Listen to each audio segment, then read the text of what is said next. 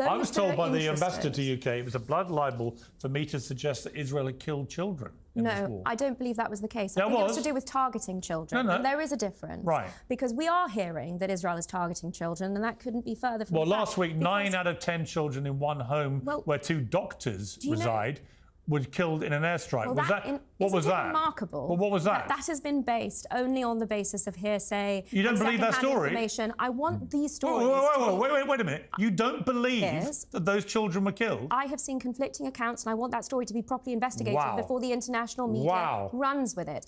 You think those 2 parents, one of whom I think operated on one of the children? I have a question. You think that those 2 doctors, the parents, they just made it up? Why are that those 9 of their children 10 children had been blown to pieces by an Israeli airstrike? If this is true... You don't believe it? Well, why on earth was artificially generated imagery used to promote this story when it first happened? I've got to say, Natasha, I think what you've just said about that family is despicable. We've seen time I'm sorry, it's despicable. Blood libel? As somebody, you talk about blood libel, like Dave said, you talk about blood libel, you talk about lies, all I said, you talk about promoting propaganda, and here you sit here as a lawyer and you say that you do not believe those 9 children were killed. I didn't say that. You're putting words in my mouth. Do you believe it or not? I said that there were conflicting accounts. Do you believe it? And it needs to be investigated. Do you believe it? I thought you would be the parents said 9 of their 10 children were killed. Do you believe them or not?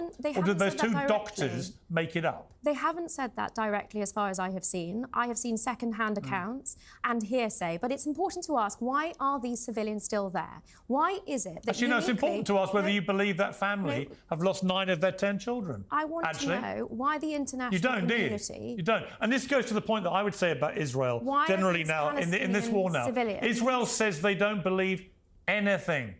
Every story that comes out about the deaths of civilians in Gaza, someone will pop up representing the Israeli government saying, it's propaganda, it's not true, I've heard it's not right, I've heard it didn't happen.